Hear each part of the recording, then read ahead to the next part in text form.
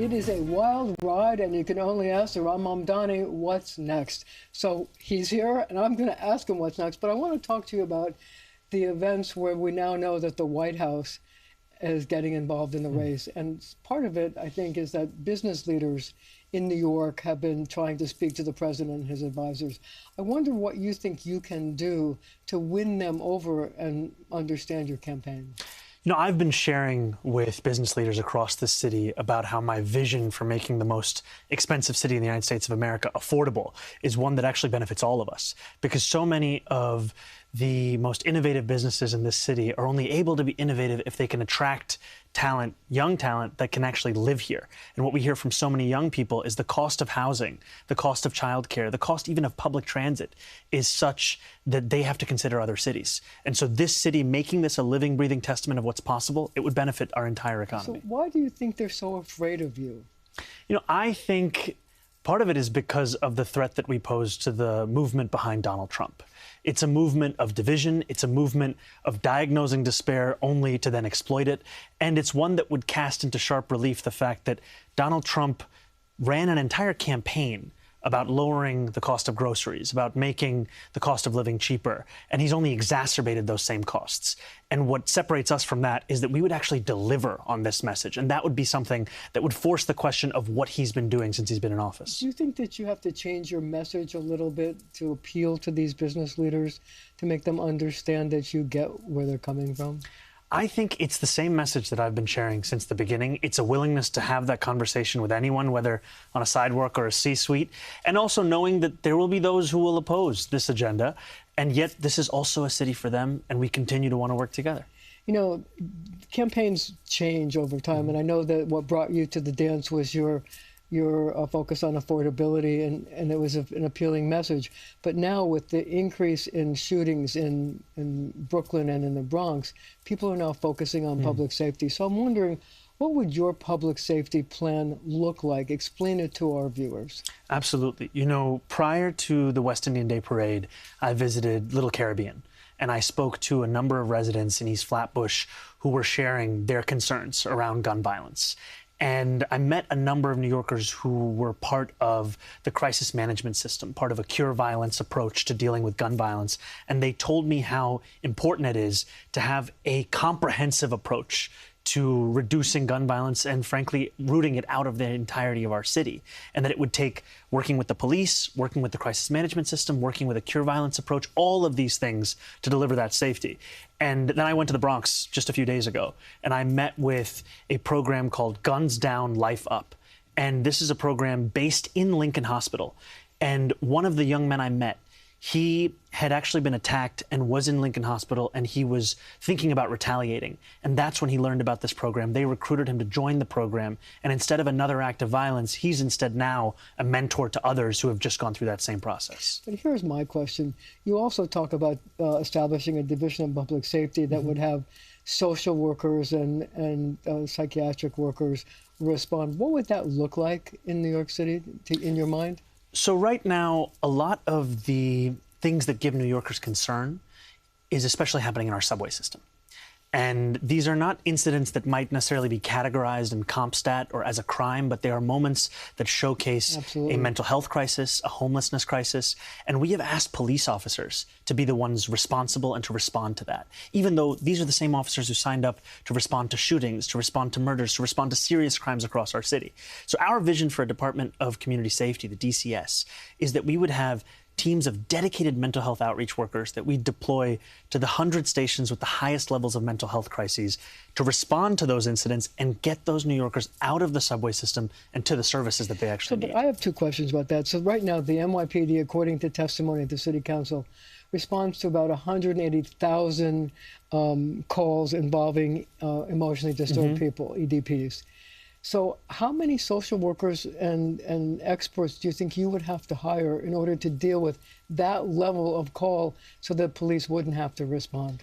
We have put together a proposal for the entirety of this department that puts the cost at about $1 billion for this new department. How many people would you be able to find them? We are confident of our ability to find them because we know that if you actually pay people what they're worth for this job, there are so many who are interested in responding. And we have the benefit of learning from the model in Oregon, where they decoupled mental health response from the police department, and they found they were able to respond to more than 90% of those calls without police involvement. You always could call upon them, but knowing that the first instinct would be able to respond to them without asking the police to do so, it changed their nature. But see, you have a program right now in New York City. It's a pilot program called Be Heard. Yes.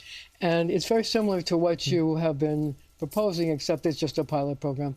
But what the testimony has shown is that about 60% of the calls that go to Be Heard are not eligible to have a social worker or a psychiatric person respond because the people who are involved are suicidal or a danger, and so you need a police officer.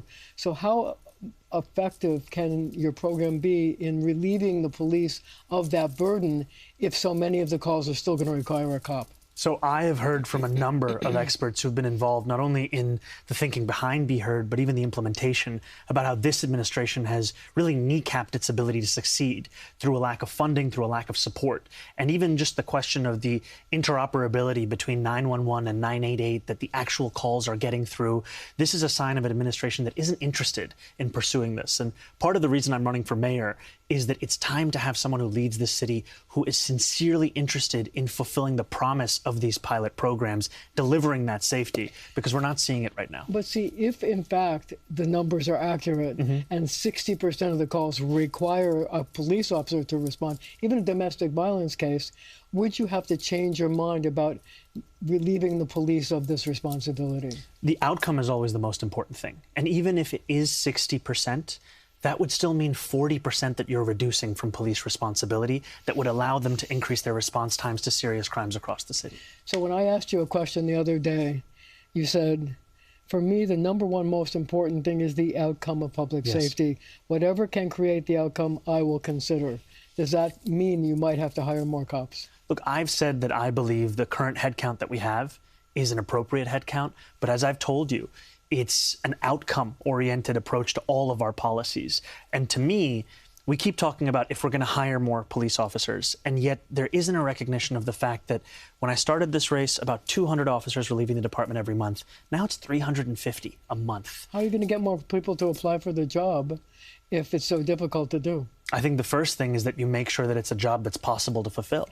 But so you're really saying that you are open to hiring more police officers if the need arises? What I'm saying is that I think we have the appropriate number of officers right now, and that I think the key thing is how to retain more of them such that we don't see this exodus. You know, what's interesting to me is that Rodney Harrison, who was the former chief of department of the NYPD when Dermot Shea was the police commissioner, actually supports your approach to doing this. I wonder what his endorsement of your plan means to you and to your campaign, and does that make him a candidate to become the police commissioner? You know, it was very meaningful to have the conversations that we had and to see his support for the Department of Community Safety, because it showcases what we've been saying, which is that this is a plan that we created speaking to police officers, speaking to those who have seen this up close, and knowing that this is actually something that would help us retain our officers and actually deliver on the promise of public safety. So, but why do you have these people like Andrew Cuomo, like Mayor Adams, like Curtis Lewa, who say, oh yeah, he's just going to have somebody with a clipboard respond to a case of, somebody who's an EDP or somebody who's involved in a domestic dispute, and they say that's not appropriate, that the person could be in danger. What's your answer to that? My answer is that many of my opponents, chiefly Andrew Cuomo, would prefer to debate a mythical version of myself than the person that I actually am. They would prefer to focus on tweets from 2020 as opposed to the platform of 2025. And they prefer to do that because they know that our ideas are actually popular. And what we are putting forward is a response to New Yorkers' needs that goes beyond the failed ideas and policies that they've heard from these old politicians. What you're really saying is that those tweets of 2020, you've evolved from that, you've changed from that, you've changed your views. Yes, that those are out of step with the campaign that we are running, and it's been clear throughout. But out of step with how you feel. Yes. So Yes. you've totally changed your mind. Yes. Okay. Well, we're going to have to leave it right there for now, but we will be right back with more questions from Zohran Mamdani on our next decision.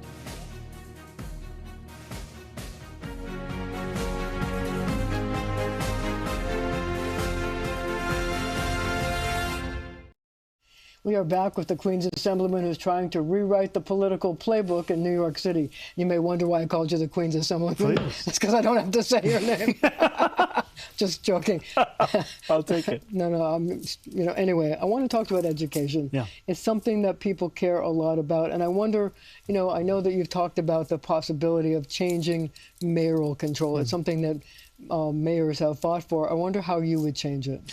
I've made this critique based on a feeling that there is too little involvement of our parents, of our educators, of our students in our vision for what education looks like in the country's largest school system. And I've heard again and again, especially with the way in which this administration has approached it, this inability to actually get them to fulfill so much of what's necessary to deliver excellence in our classrooms. I mean, as you said, I'm a Queen's Assembly member. What would you do? I mean, would you be giving control to a Board of Education? Would you have local community school boards, or would you just change the hierarchy at both the Board of Education and the committee that controls the schools? I'm frankly considering anything that can increase the involvement of so many of the people who are at the heart of this. Do you want to go back to local boards of education? I mean, you cannot go back. I think too often we're told that we only have two choices: the past or the present.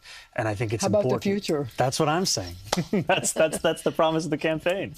No, but so how do you envision it? I mean, what's your vision for how you have school control? Is it just putting more parents on the school board, or is it changing the way the mayor can control what goes on and have more input into what the the Department of Education does? This is an active conversation of fleshing out this vision, because I think for far too long we've been told that the only options are either the past or the present, as you were saying.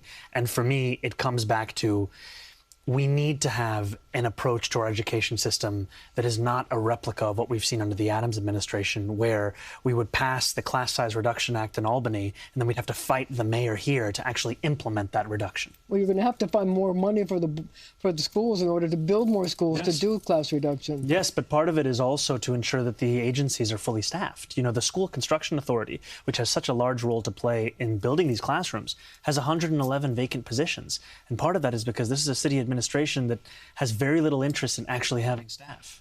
How about charter schools? Eva Moskowitz, who's the head of the Success Academy, is having a demonstration because she's concerned that you won't support the increase in charter schools.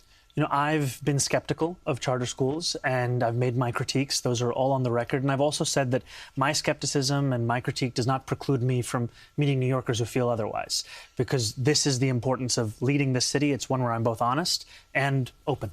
Well, I mean, if you talk to parents, the parents who send their kids to charter schools feel when they get their kids into a charter school that they've died and gone to heaven because they think that they have a better chance of success.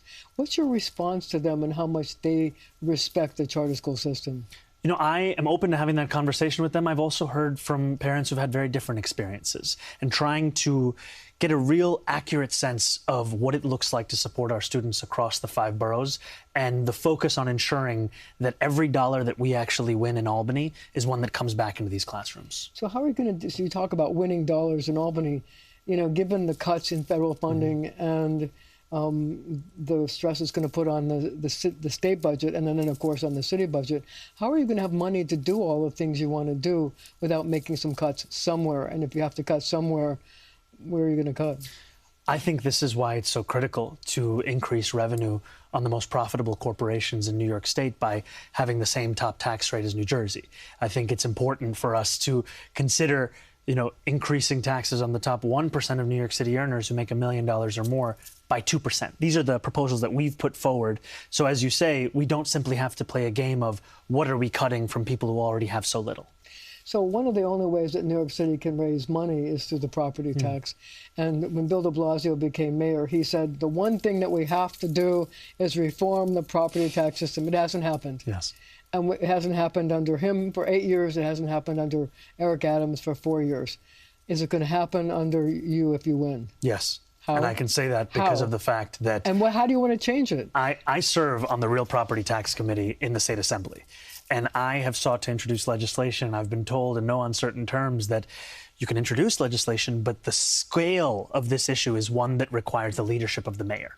And the previous mayor, Mayor de Blasio, had a commission that released its findings on the final day of his administration. There are a number of And nothing happened with it. Nothing happened with it, but there are a number of interesting proposals within that commission. Like? The fact that we have a broken system that is perverse in the incentives that it places on who it taxes and who it doesn't. And it's not to say, as you've made clear, this will be easy.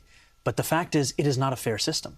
It is a system that does not inspire any sense of confidence. And we cannot reform this in the hopes of increasing the burden that we are placing on a disproportionate number of homeowners. We have to do one that inspires a sense of confidence, fairness, and that's why this current mayor, when trying to defend it in court, has lost time and again because you can't defend the system. So, but are you saying that homeowners are going to have to pay more, or are you saying that people who own co-ops and condos are going to have to pay more? What about small property owners? What about big property owners? How do you want to divide the burden so that it will be, in your words, fair and equitable? My goal is to have a conclusion of this process that can actually stand up in court, unlike the one that we have right now. And I won't stand here and tell you the exact specifics of this proposal because it's one that requires bringing in all the recommendations experts have made over the years, but there hasn't been the political will to follow through on. So a lot of people have been talking about your positions on Israel. And I was wondering, if you were mayor, I know that you in the past have supported things that would reduce people who do business with Israel. I wonder if, as mayor, you would ask the controller and the people who control the pensions to divest of companies that do business with Israel, but also divest of our large investment in Israeli bonds. I have made clear my critiques and their critiques on the basis of a valuing of international law. And I've said over the course of the primary campaign and through the general that I believe wherever we have become put in violation of international law through the policies of this current administration, that we should come back to compliance. For example, this current mayor not only had a meeting with Israeli settler leaders, but promised greater cooperation between this city and that movement. What about the pension funds? Would you divest? I think that we should not have a fund that is invested in the violation of international law. So that would mean no Israeli bonds and no investments in companies that do business with Israel? I think the current controller's approach, as he has taken it with Israel bonds, is the right approach. And what about the other companies? The other companies? Companies that do business with Israel, BDS.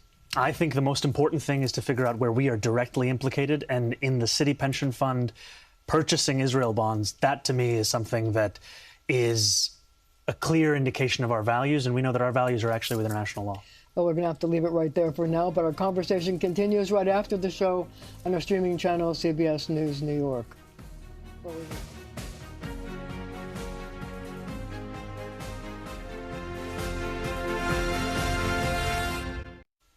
We are back with Zohran Mamdani. So I have a question for you. I know that you're having a rally with Bernie Sanders, who's going to be having a town hall with you. What does that mean to you and your campaign and your supporters? It was Bernie Sanders that introduced the politics of democratic socialism to me and to so many across this country, and the need to focus on this crisis of income inequality. And to have him here in New York City not only supporting this campaign, but showcasing how it's part of a larger struggle for working class people across the country, it's incredible. So the reason I want to talk about Bernie Sanders coming here is it sort of gets back into the thing that's been happening in the White House in terms of them trying to put their finger on the scale in this election. And I wonder if you think that will excite your base and get your base to turn out in greater numbers because there's a resentment of outside forces trying to influence the election in New York City. One of the few places where Curtis Sliwa and I agree is an immense frustration at the prospect of people, whether it be Donald Trump or the billionaires that support him, trying to determine who gets to run in this race and who gets to actually compete for New Yorkers' support. Because at the end of it, it is New Yorkers who should make this decision. And if Donald Trump spent half as much time as he was on working to help Andrew Cuomo get elected, and actually reducing the price of groceries, Gristedes would be paying us to take home a dozen eggs. So how do you feel about Andrew Cuomo's involvement in any of this? He says he had no conversation with the White House whatsoever and knows nothing about it. Are you believing that? No. Why not? Because the New York Times reported that he had a conversation with Donald Trump, all with the intent of figuring out how to stop our movement, our campaign, and I believe the New York Times over Andrew Cuomo. So do you think that the White House getting involved in a race is something that's a good look for somebody who's the president of the United States? I think the better question is what it means for the Democrats who are soliciting that support in Andrew Cuomo and the ones who are considering taking a job with that administration in Eric Adams. You know, this is an administration that is throwing millions of New Yorkers off their health insurance, that is cutting SNAP benefits from hungry New Yorkers across the 5 boroughs. And here we have so-called leaders looking to work with that administration to subvert the will of Democratic primary voters. So if they were successful, who knows whether they will, if they were successful and you had to face Andrew Cuomo mano a mano, what would that look like? And would that make your base come out stronger than ever, or would it, he says that he would be able to get a majority of the vote? Well, that's what he thought about the primary as well. And we spent many, many months where we heard him say that it was inevitable that he would win, that I was his dream matchup one-on-one. And then we came, we saw, and we beat him by 13 points. That's what we'd see again. Would he be your dream matchup? I long await the moment where we can once again go face-to-face with Andrew Cuomo. So it raises another question about if you had to stand up to Donald Trump, if he were going to bring ICE agents or he were to bring the National Guard into New York City, how would you handle that? I think we can look at California as an example, where the mayor of LA, the governor of the state, and the attorney general came together, worked together, filed a lawsuit that a federal judge just recently found it was illegal for the Trump administration to deploy the National Guard. Now, imagine if Andrew Cuomo was the mayor of the city. Could you see him working with Tish James and Kathy Hochul to develop a unified strategy to take on Donald Trump? He's spoken to Donald Trump more than he's spoken to either of those 2 leaders of this state since he's been running for office. What does that say about his priorities? Would you be able to do the same thing? Would you be able to work with Tish, who obviously supports your campaign? Yes. But also Governor Hochul, who has not endorsed anybody. Yes, I would be able to work with them, and I've appreciated the conversations I've had with Governor Hochul, where time and again we come back to a shared interest in the welfare of this city, which is sadly missing in any of Andrew Cuomo's conversations with Donald Trump. So how do you react to the people who say they're afraid of you? Like Donald Trump? No, I mean, in general, there are people in the campaign who are worried about you because they say you're young, you're a socialist, whatever the things they throw at you. I mean, does that get to you? Does that make you wonder about whether you should be changing your positions, or does it make you more solid in your beliefs that you're doing the right thing? It doesn't get to me, and I don't begrudge many New Yorkers for whom the only interaction they have with me might be on the front page of the New York Post. Because if that's all that I read, I would probably have some questions too. But my opportunity as someone looking to lead this city is to explain this campaign's positions, its focus on making the most expensive city affordable for each and every New Yorker. And I've found there are so many New Yorkers who initially were skeptical, but are continuing to join this campaign and support our vision. So tell our viewers, who is Zohran Mamdani? Zohran Mamdani is a man who wants to freeze the rent, make buses fast and free, and deliver universal child care. And on that note, I'm going to thank you for joining me. Thank you. And thank you at home for joining us as well.